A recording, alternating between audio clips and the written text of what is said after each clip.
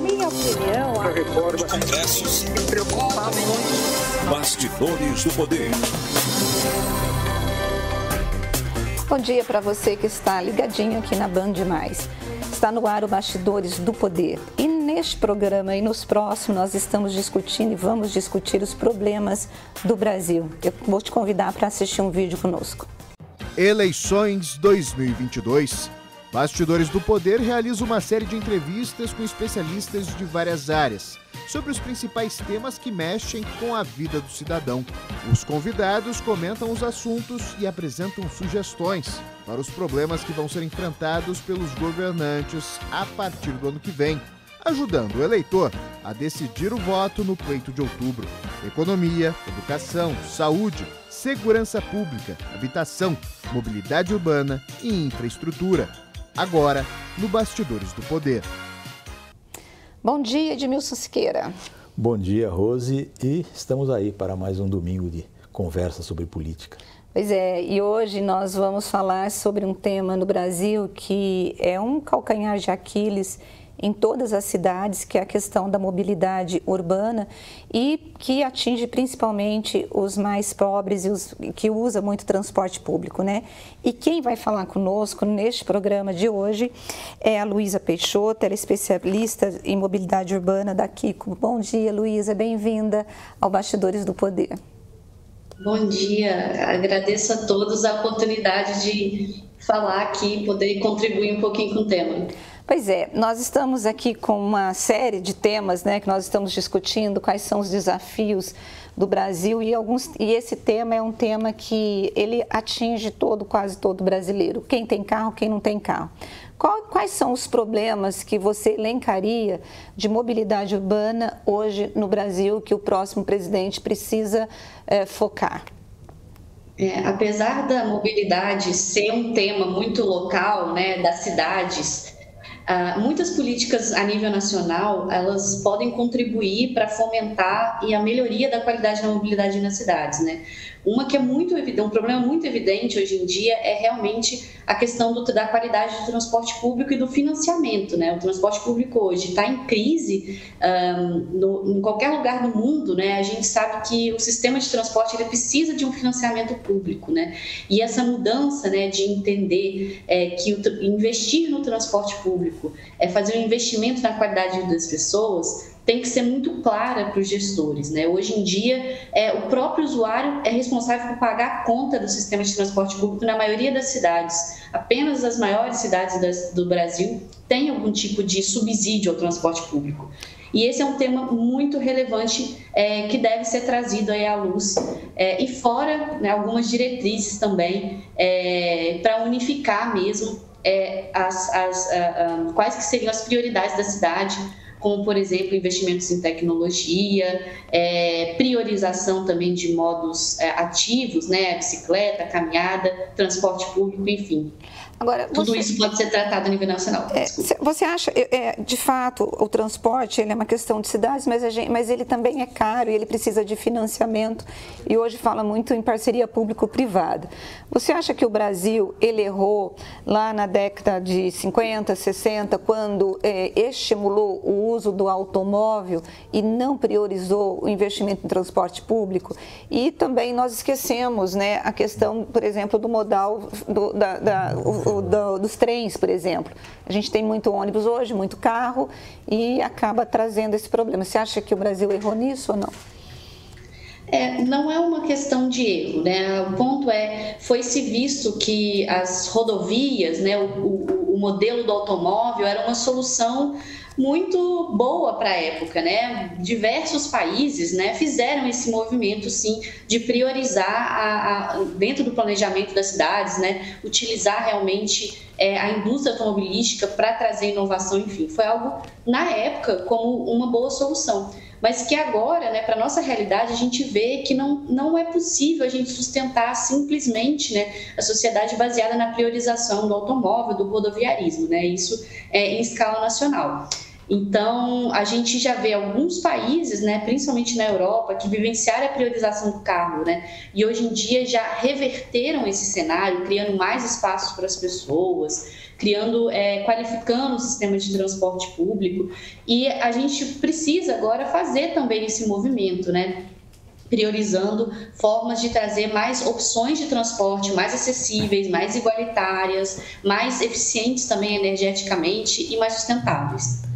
O sistema de transporte público, né, normalmente é dado a particulares, a iniciativa privada, e ela geralmente depende do governo para continuar sobrevivendo. Aqui em Campinas, onde a gente vive, recentemente teve um grande subsídio para compor os preços, senão ia aumentar o preço. Duas coisas. A municipalização, a estatização desses todos os serviços não sairia mais barato para o governo. Em segundo lugar, há uma maneira desses transportes públicos, hoje transportes privados, hoje baratearem seus custos através de toda a tecnologia que existe, de combustível mais barato, de eletrificação do próprio sistema.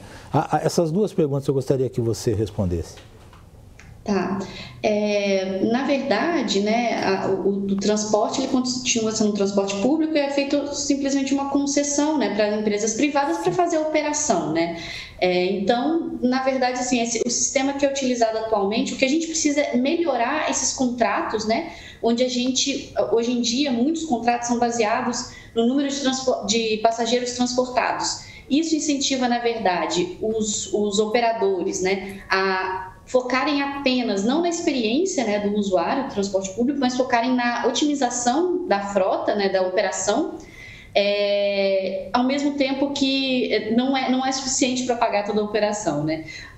A gente pensar em contratos que visem mais o pagamento, né, dos operadores através da qualificação do sistema, né, através da qualidade, que dê incentivos à qualificação. A gente também tem a questão dos sistemas de bilhetagem, de pagamento, né, serem separados também, sistemas de operação também, isso pode ajudar bastante na operacionalização. E a gente tem, sim, certas tecnologias que hoje em dia acaba sendo um desafio para a implementação justamente por essa falta de recurso financeiro que tem se vivido, né, aí em toda uma realidade brasileira, mas que alguns recursos tecnológicos, através de um incentivo, né, desde da escala nacional, enfim, mas também através de parcerias, é possível fazer esses investimentos, principalmente com empresas, startups, né, que podem fazer, como a própria Quico, por exemplo, né, Mas Global, que pode trazer informação em tempo real do ônibus para o passageiro. Isso otimiza também o tempo de espera nos pontos de ônibus. Enfim, vai criando uma experiência, né, os próprios pagamentos, a inovação no meio de pagamento, que, por exemplo, a gente hoje tem sistemas de card-based, né, que são baseados em cartões. Aí em Campinas a gente já está tendo essa mudança, né, onde a gente tem os QR Codes, e aí isso pode se tornar também cada vez mais digital. Então, assim, toda essa mudança mesmo, essas tecnologias, elas ajudam a qualificar, tem que ser um processo que anda junto, né? Qualificar a experiência do usuário, otimizar a operação, né, do transporte, reduzindo custos, e também isso tudo depende desse contrato mesmo, que vai fomentar para que esse contrato, né, e políticas de financiamento a nível nacional que vão fomentar para que essas mudanças ocorram. Agora, por exemplo, quando a gente fala de transporte público, a gente vê os governos falando muito de investimento em trens, em metrôs, e a experiência, você está falando de tecnologia, e eu fico imaginando falar em tecnologia para um passageiro que tem que ficar 2 horas para poder se locomover da casa dele até o local de trabalho, ou que tem ônibus ainda muito ruins, né? Então, eu não consigo ver o investimento, ou pode até ter o investimento em tecnologia, mas primeiro você precisa arrumar a base, né? Que é promover para esse passageiro um transporte adequado. Os governos têm falado muito de trens. Você acha que todas as cidades, ou só as grandes cidades, é que devem investir no transporte ferroviário de passageiros? Tá. Primeiramente, investir em tecnologia é também investir na base do transporte, né? Tá. Porque quando você fala para a pessoa, né, que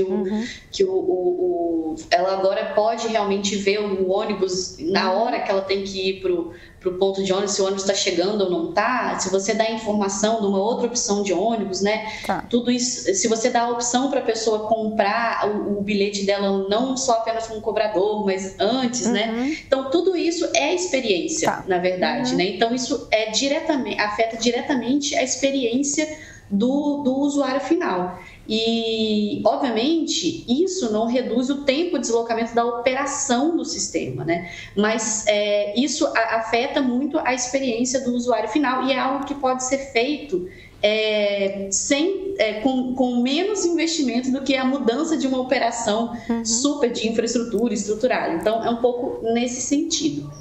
E quando a gente fala de transporte público, né, sobre rotas, sobre trilhos, isso vai depender muito do investimento, né, do tanto que tem-se para investir e da capacidade mesmo ali da demanda do sistema, né? Um sistema sobre trilhos, ele é um investimento muito alto e para ele ser um investimento que vai realmente ser executável, né, você precisa ter um nível de demanda, né? Então, geralmente, só cidades maiores mesmo possuem sistemas de metrô e tudo, mas, assim, tendo a demanda, é uma questão muito técnica, né? Assim, é financiamento e a demanda, né? A gente tem os sistemas de trilhos para atender maiores demandas, sistema de ônibus para atender menores demandas, e a gente tem ali a capacidade que a gente tem de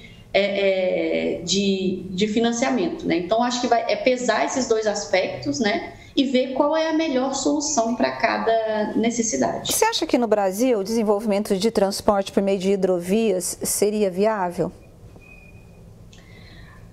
Olha, acredito que sim, assim, eu acho que são questões muito... tem que se ver muito pontuais, né? Assim, eu acho que meio que caso, né? Eu acho que sim, um transporte hidroviário inclusive, super sustentável, enfim, eu acho que faz todo sentido no nosso país, né? A gente tem uma geografia, né, com caminhos, né, com muitas hidrovias, enfim, e muitos rios navegáveis, né? Tem até um projeto aqui do próprio São Paulo, né?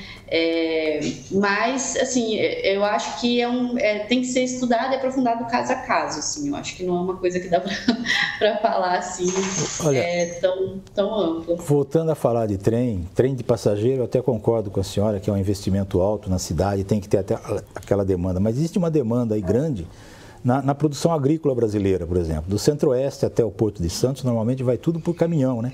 E é um gasto enorme de transporte, de combustível, a poluição como uma causa aí secundária e ruim também, certo? Um trem nessa região toda levaria talvez menos tempo para fazer a viagem e seria muito mais econômico, já que um trem ele equivale aí a centenas de caminhões de uma vez só, certo? Não haveria possibilidade. O nosso agronegócio que é tão rico, será que não haveria uma parceria aí, agronegócio e governo, para fazer umas linhas de trem que levasse essa produção toda para os portos, aí, já que a gente exporta tanto grão, tanto produto agrícola? Eu acho que é uma solução super viável, assim, e eu acho que isso tem que ser avaliado muito também pelos tomadores de decisão, né? Eu acho que são muitos aspectos políticos e técnicos envolvidos, né, na abertura de novas linhas e tudo, sejam de trens, né, ou rodovias, enfim, são tomadas de decisão que a gente acaba tendo que confiar um pouco nos gestores e na análise técnica, né? Infelizmente, eu acho que muitas vezes no Brasil a gente sabe que a análise, a decisão política, ela acaba tendo mais peso do que a decisão técnica, né? Do que realmente vai ser mais favorável. Então, o que eu entendo são possibilidades, né, muito interessantes para a gente fomentar e qualificar, né, e melhorar essa distribuição, seja ela de logística ou de pessoas no país, né?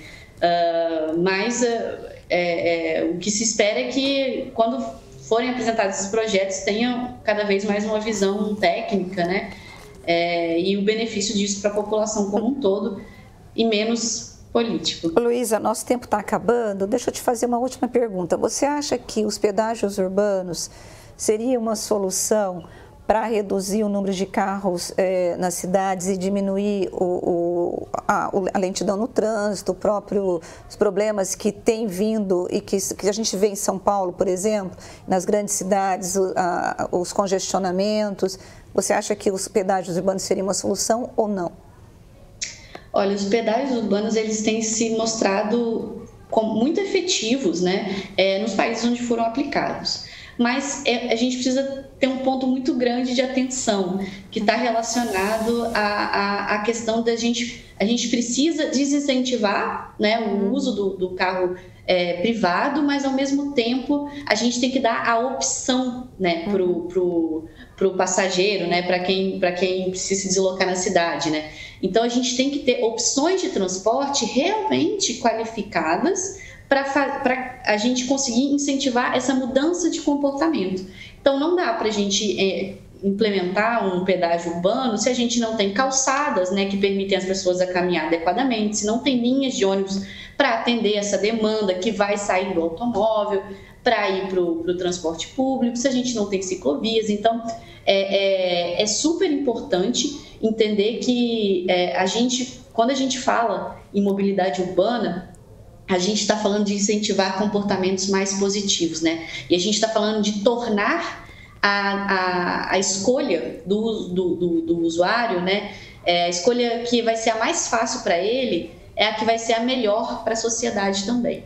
E isso aos poucos, desincentivar cada vez mais a dependência do automóvel privado. Então, essas medidas de restrição de circulação de carro, elas são importantes, mas elas têm que ser feitas de maneira combinada com medidas de incentivo à adoção dos outros modos mais sustentáveis. Tá certo. Eu quero agradecer a Luísa por ter separado esse tempo na agenda dela para nos atender. Muito obrigada, viu? Muito obrigada. Bom, e nós vamos para um rápido intervalo e voltamos daqui a pouquinho com mais de Bastidores do Poder. Bastidores do Poder. Bastidores do Poder. Nós estamos de volta com Bastidores do Poder e, Edmilson, eu acho que a coisa mais importante que vai acontecer hoje no Brasil é o debate da Band, logo mais às 9 da noite. Está todo mundo com muita expectativa. Eu, por exemplo, vou trabalhar, né? Você também vai assistir, pelo menos, para a gente poder comentar no Bastidores do Poder na segunda-feira no rádio, né? Vou assistir, sim. Qual que é a tua expectativa? Eu acho que vai ficar se polarizando, se forem todos os candidatos ali, Lula, Ciro e Bolsonaro, né?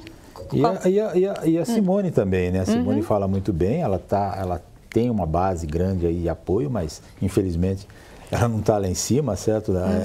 Está meio com pouquíssima possibilidade de ser eleita, mas eu acho que vai ser um grande debate, certo? E finalmente a gente vai poder ver aí os candidatos frente a frente, certo? Respondendo a perguntas que muitas vezes eles não gostariam de responder, mas eles vão ter que responder, certo? E vão arcar com tudo que fizeram. Tanto o Lula quanto o Bolsonaro vão acabar sendo encostados na parede por alguém para responder alguma coisa. E o Ciro, com a sua metralhadora giratória costumeira também, vai ser um caso à parte nesse debate. A minha expectativa, eu não tenho uma expectativa definida assim que vai acontecer isso ou aquilo. Estou esperando ver o que pode acontecer nesse debate, que as variantes são muito grandes. Eu acho que o Ciro, ele vai bater nos dois, né, que é o que ele tem feito, ele tem batido tanto no Bolsonaro quanto no Lula, e eu acho que ele vai fazer isso. Agora, o que eu vejo, por que eu gosto de debate, gente? Eu gosto de debate porque o candidato está sem marqueteiro, é ele ali nu e cru, ao vivo, sendo pressionado pelo seu adversário, nervoso com o tempo que ele tem que responder, e é ele, não tem, porque num programa de televisão você é todo maquiado, ele é ensinado como ele tem que fazer. Claro que a gente já percebe que os candidatos, eles são doutrinados, porque você tem um Bolsonaro, por exemplo, que ele não tem papas na língua, né? E ele ataca todo mundo. Só que o que a campanha está dizendo para ele? fica mais calmo, muda esse tom para você poder conquistar voto. E você já percebe que já tem um Bolsonaro que ele está mais tranquilo. A mesma coisa de outros candidatos, o próprio Ciro. O Ciro disse assim, mas eu sou nordestino, por isso que eu falo demais, tal. Mas também está tentando se controlar. Então, eles acabam escutando um pouco o que o marqueteiro diz. Mas ali no debate é ele, a Câmara e o nervosismo, né? Inclusive, a gente tem notícias aí de que eles são treinados, né? Tem um negócio chamado Media Trainer, né? Que faz sabatinas, que coloca o candidato na parede antes, faz um treinamento todo com eles para que eles, na hora lá, eles se sintam mais à vontade. É uma coisa muito interessante, certo? Então, hoje à noite, a gente vai ver o que deu esse treinamento, se eles vão se sair bem ou não. A expectativa é grande em torno do debate em geral. Não há, como eu disse anteriormente, uma coisa específica para a gente falar, vamos ver se ele vai fazer isso, vai fazer aquilo, certo? Então, é a expectativa geral de um grande debate. Bom, Edmilson, nós temos, né, essa última semana, nós tivemos várias pesquisas eleitorais que mostraram, né, o Lula ali empacado em primeiro lugar, ele não perdeu pontos, ele permanece estável na intenção de votos, mas nós tivemos o Bolsonaro crescendo na intenção de votos. E isso chamou a atenção de todos, porque a história de primeiro turno resolvida pelo PT foi enterrada definitivamente. Teremos segundo turno, se não acontecer nada na campanha nos próximos meses. Mas é isso, né? Quem está ganhando, o Bolsonaro está conseguindo conquistar voto além da bolha? Ou você acha que era gente que já votava nele e que decidiu assumir o voto? Ele está crescendo, a gente não pode negar, ele está crescendo.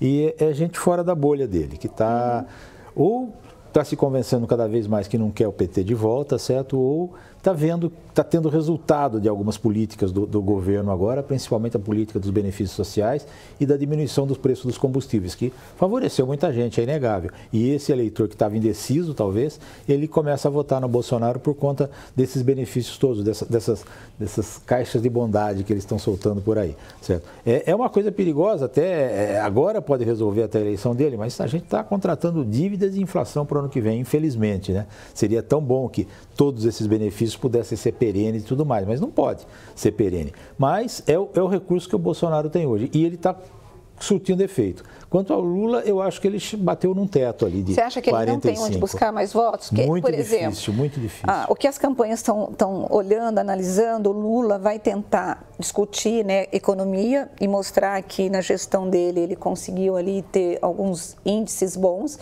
né? Mas ele também tem a Dilma, o governo Dilma, que foi um governo que entregou o Brasil com muitas com complicações mesmo na economia, né? Então, ele vai ter que responder por isso, mas ele vai focar os 8 anos de governo Lula.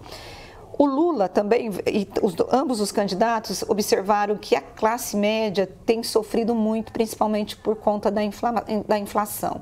E os dois vão tentar falar com a classe média. Agora, resta saber, gente, quem que vai falar melhor com essa classe média, porque ela está descontente com o Lula e descontente com o Bolsonaro. Ela poderia ir para uma Simone Tebet, ela poderia ir para um Ciro Gomes. Eu não acredito em terceira via, Edmilson. A terceira via não conseguiu sair, né? Mesmo por culpa dos próprios candidatos que se arvoraram a ser a terceira via, né? Eles não se entenderam, não conseguiram tirar um candidato lá atrás, que deveria ter, e esse candidato receberia todo esse apoio, né? Então, acabou diluindo, certo? Desde o Dória, do Moro, aquela coisa toda, aquela confusão toda que teve na política, todo mundo queria ser candidato e, de repente, perceberam que nenhum deles vai ser o candidato preferido, o candidato dessa terceira via não vai ter o maior número de votos, certo? Vai ser uma guerra, né? A guerra vai estar começando, o horário político está aí na televisão também, certo? E o que a gente espera agora? O discurso voltado para essa classe média, como você falou, porque existe um nicho ali que pode definir a eleição, certo? Uns 10% de votos ali que, se pender para um lado, bastante para um lado ou bastante para o outro, define a eleição e elege um candidato. Oi, Edmilson, e com isso nós precisamos dar tchau para todo mundo, né? Vamos nos encontrar daqui a pouco, né, no debate da Band. Claro que eu não vou estar na tela, porque ela é em São Paulo que vai fazer, mas eu vou estar no blog da Rose e você vai poder acompanhar ao vivo os comentários ali no blog da Rose do debate entre os presidenciáveis. Edmilson, até a semana que vem. Até a semana que vem. Bom dia a todos. E para você, bom dia e até a semana que vem. E eu espero você aqui na telinha da Band para assistir ao debate entre os presidenciáveis. Tchau, até a semana que vem.